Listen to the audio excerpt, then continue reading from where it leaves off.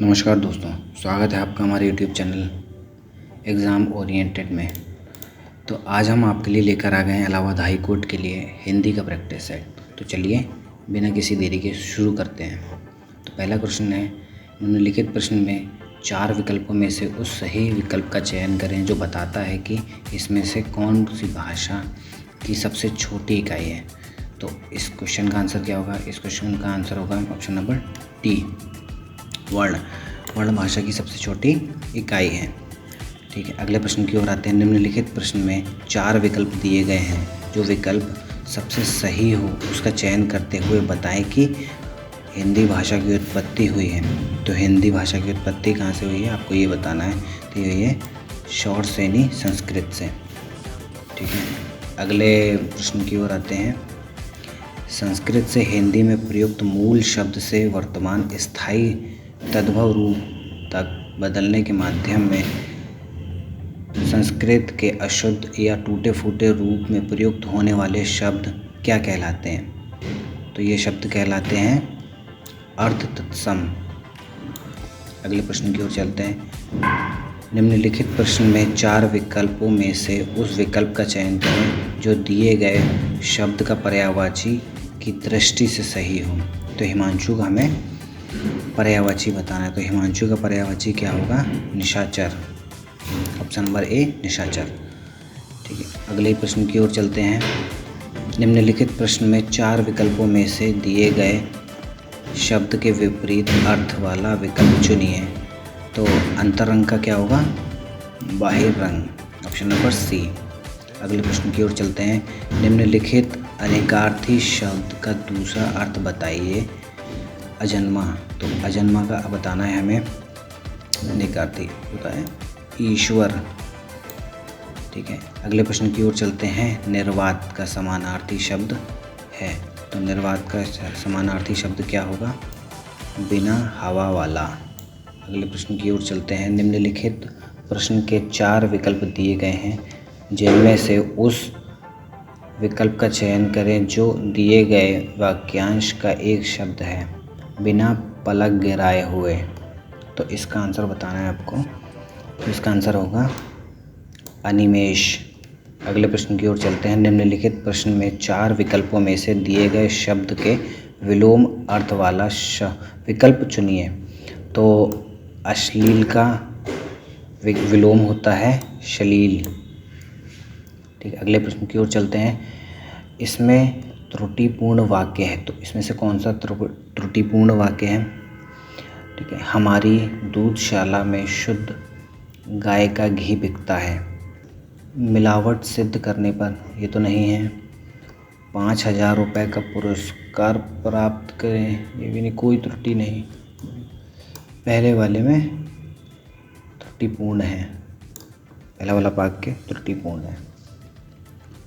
ठीक, अगले प्रश्न की ओर आते हैं। निम्नलिखित प्रश्न में 4 विकल्प दिए गए हैं, उस विकल्प का चयन कीजिए जो बताते हैं कि शेर का स्त्रीलिंग। तो शेर का स्त्रीलिंग क्या होता है? शेरनी। अगले प्रश्न की ओर चलते हैं। निम्नलिखित में से अशुद्ध वर्तनी वाला शब्द है। तो कौन सी अशुद्ध वर्तनी वाला शब्द है? ये तो ठीक है, अहल्या ठीक लिखा हुआ है। मिष्ठान ये गलत है, तो इसका ऑप्शन नंबर सी ठीक हो जाएगा। निम्नलिखित प्रश्न में 4 विकल्पों में से दिए गए प्रश्न का समुचित वचन चुनिए। पानी शब्द का वचन क्या है? तो पानी का क्या वचन है? तो पानी सदा एक वचन रहता है। अगले प्रश्न की ओर चलते हैं। निम्नलिखित प्रश्न में 4 विकल्पों में से दिए गए वाक्य में से कारक का प्रकार बताइए। मैंने कृष्ण के लिए कपड़े खरीदे। तो इसमें के लिए संप्रदान के लिए, तो इसका आंसर हो जाएगा संप्रदान कारक। ठीक है, आपकी सब राह देख रहे हैं। तो रेखांकित शब्द कौन सा वर्तमान है? तो ये बताना है ये कौन सा वर्तमान है। तो ये कौन सा वर्तमान होगा? तो आप कौन सा वर्तमान होता है? ये होता है निजवाचक। अगले प्रश्न की ओर आते हैं। दुश्चरित व्यक्ति से संबंध नहीं रखना चाहिए। इस वाक्य में प्रयुक्त दुश्चरित शब्द व्याकरण की दृष्टि से किस संवर्ग में है? तो ये किस संवर्ग में है? तो ये है विशेषण संवर्ग में। अगले प्रश्न की ओर चलते हैं। क्रिया चुनिए। इस वाक्य में क्रिया चुनिए। मेरे घर से मेरी दादी माँ खाना बनाती हैं। तो इसमें हमें क्रिया चुननी है। तो इसमें क्रिया क्या होगी? बनाती हैं, खाना बना रही हैं, तो ये बनाना क्रिया होगा। ठीक है, अगले प्रश्न की ओर चलते हैं। निम्नलिखित प्रश्न में 4 विकल्पों में से उस विकल्प का चयन करें जो निर्देशानुसार शब्द को परिवर्तित करने वाला सही विकल्प है। निम्न में वर्तमान काल का उदाहरण है। तो वर्तमान काल का उदाहरण क्या है? उसने पढ़ा था, ये नहीं है। था आ गया, ये नहीं होगा। पढ़ेगा, ये भी नहीं होगा। ये था आ गया, नहीं है, वह जाता है, यही होगा। अगले प्रश्न की ओर चलते हैं। क्रिया के जिस रूप से यह पता चले कि वाक्य में कर्ता या कर्म के बजाय भाव की प्रधानता है, तो उसे क्या कहते हैं? तो उसे क्या कहते हैं? तो उसे कहते हैं भाववाच्य।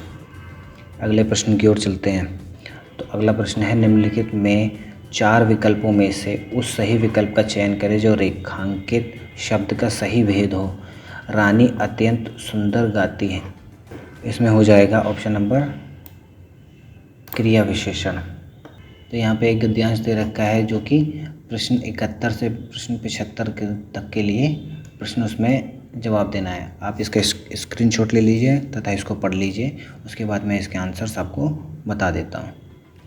ठीक है, ऐसा उम्मीद करता हूँ कि आपने स्क्रीनशॉट ले लिया होगा या पढ़ लिया होगा पॉज करके। तो आइए इसके आंसर्स देखते हैं। गद्यांश में रेखांकित अंश की उचित व्याख्या क्या होगी? तो इसका आंसर होगा ऑप्शन नंबर बी। ठीक है, तो इसका आंसर हो जाएगा ऑप्शन नंबर बी। अगले प्रश्न की ओर आते हैं। उपर्युक्त गद्यांश का उचित शीर्षक क्या हो सकता है? तो इसमें शीर्षक होगा ऑप्शन नंबर डी, पुस्तकालय और भारत। अगले प्रश्न की ओर आते हैं। साहित्य की उन्नति का सबसे अधिक महत्वपूर्ण साधन क्या है? तो सबसे महत्वपूर्ण साधन क्या है? पुस्तकालय। पुस्तकालय में संधि विच्छेद है, तो इसका संधि विच्छेद क्या होगा? इसका संधि विच्छेद होगा ऑप्शन नंबर ए, पुस्तक धन आलय। पुस्तकालय किसका जीता जागता इतिहास है? पुस्तकालय किसका जीता जागता इतिहास है? यह है सभ्यता का। तो ये था आपके सामने हिंदी का प्रैक्टिस सेट। तो ऐसे और क्वेश्चंस देखने के लिए हमारी प्लेलिस्ट चेक करें, जिसमें मैंने और भी इलाहाबाद हाई कोर्ट के पेपर कराए हुए हैं। तो आप वहां पर जाके देख सकते हैं। और हमारी वीडियो अच्छी लगी हो तो लाइक करें, चैनल को सब्सक्राइब करें। और किसी भी क्वेश्चन में परेशानी आ रही हो तो आप हमारे वीडियो के नीचे कमेंट कर सकते हैं, आपको इंस्टेंट रिप्लाई मिलेगा। धन्यवाद।